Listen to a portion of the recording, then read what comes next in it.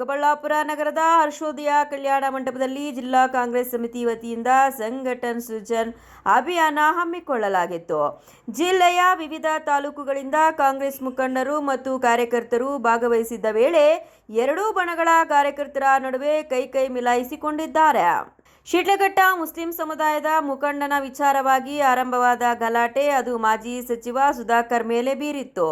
MC Sudhakar ವೇದಿಕೆ ಇಳಿದು ವಾಪಸ್ ತೆರಳುವಾಗ ಶಿಡ್ಲಘಟ್ಟ ಕ್ಷೇತ್ರದ ಕಾಂಗ್ರೆಸ್ ಮುಖಂಡ ರಾಜೀಗೌಡ ಬೆಂಬಲಿಗರು ಅವಾಚ್ಯ ಶಬ್ದಗಳಿಂದ ನಿಂದಿಸಿದ್ದಾರೆ.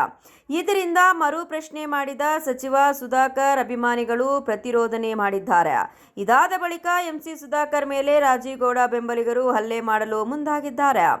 ಈ ವೇಳೆ ಸಚಿವ ಸುಧಾಕರ್ ಬೆಂಬಲಿಗರು ರಾಜೀಗೌಡ ಬೆಂಬಲಿಗರ ಮೇಲೆ ಕೈ ಮಿಲಾಯಿಸಿದ್ದಾರೆ. ವಾಗ್ವಾದ ತೀವ್ರಗೊಂಡು ಕೆಲ ಕಾರ್ಯಕರ್ತರ ನಡುವೆ ತಳ್ಳಾಟ ನೂಕಾಟ ನಡೆದಿದ್ದು ಸ್ಥಳದಲ್ಲಿ ಕೆಲಕಾಲ ಗೊಂದಲದ ವಾತಾವರಣ ನಿರ್ಮಾಣವಾಯಿತು.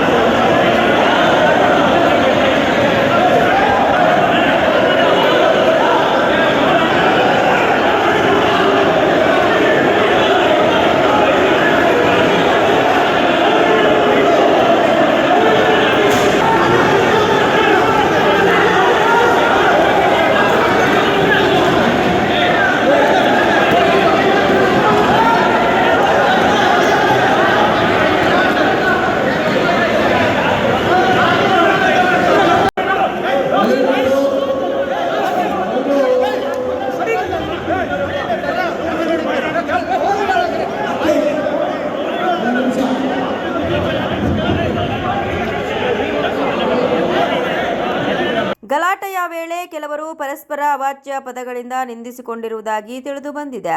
ಇನ್ನು ಗಲಾಟೆ ಹೆಚ್ಚಾಗುತ್ತಿದ್ದಂತೆ ಸ್ಥಳದಲ್ಲಿದ್ದ ಪೊಲೀಸರು ಮಧ್ಯಪ್ರವೇಶಿಸಿ ಪರಿಸ್ಥಿತಿಯನ್ನ ನಿಯಂತ್ರಿಸಿದ್ರು. ಬಳಿಕ ಕಾರ್ಯಕ್ರಮವನ್ನ ಮುಂದುವರೆಸಲು ವ್ಯವಸ್ಥೆ ಮಾಡಲಾಯಿತು. ಘಟನೆಯಿಂದ ಕೆಲಕಾಲ ಸಭೆಯಲ್ಲಿ ಆತಂಕದ ವಾತಾವರಣ ನಿರ್ಮಾಣವಾಗಿತ್ತು.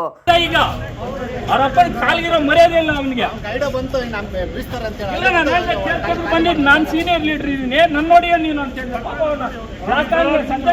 ಹೊಡೆಯಕ್ಕೆ ಹೋಗ್ತಾನೆ.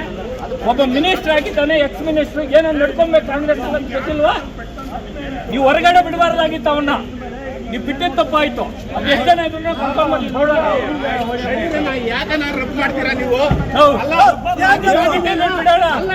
ನೀವು ಬಿಟ್ಟಿದ್ದೀರಿ.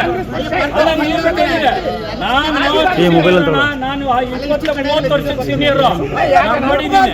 ಪಾಪ ನೀನು ಲೀಡ್ರು.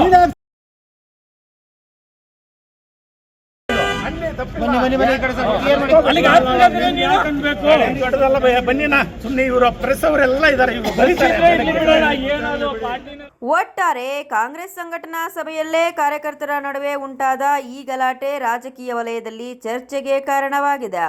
ಮಾಜಿ ಸಚಿವ ಎಂಸಿ ಸುಧಾಕರ್ ಮೇಲೆ ಹಲ್ಲೆ ನಡೆದಿದೆಯೇ ಅಥವಾ ನಿರ್ದಿಷ್ಟ ನಾಯಕನ ಬೆಂಬಲಿಗರು ಕೈ ಎತ್ತಿದ್ರೆ ಎಂಬುದರ ಬಗ್ಗೆ ಅಧಿಕೃತ ದೃಢೀಕರಣ ಇನ್ನೂ ಲಭ್ಯವಾಗಿಲ್ಲ.